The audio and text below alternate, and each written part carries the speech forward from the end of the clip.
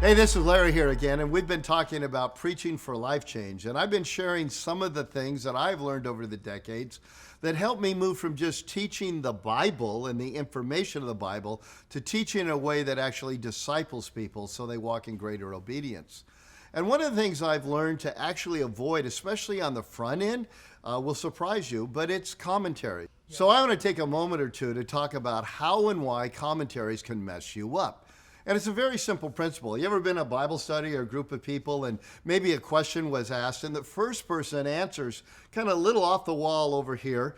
What you notice is everybody else begins to answer in light of the first thing that was said.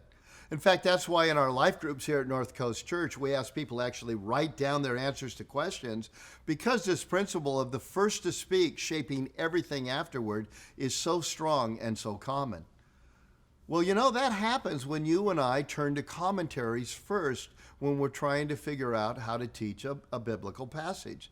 Because the moment you read a commentary or two or something online, from that point on, it's almost impossible for you to see the text any way significantly different than what you saw or what you read about in that commentary.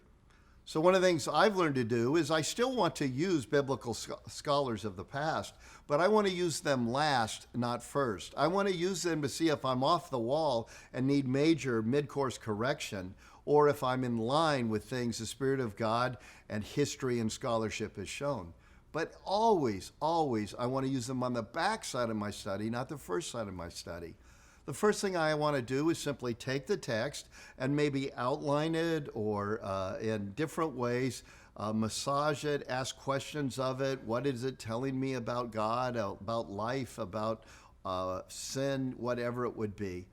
And then after I've done that and began to mind map in my own mind kind of different ways that this passage could be taken, then when I begin to see devotionally how it applies, historically how it applies, then I want to check the commentaries. I'm not saying they're bad, but I am saying they can mess you up pretty good, and they can narrow the focus of what Scripture will say, and you're likely to end up preaching someone else's message instead of your own. Commentaries, use them, but use them cautiously.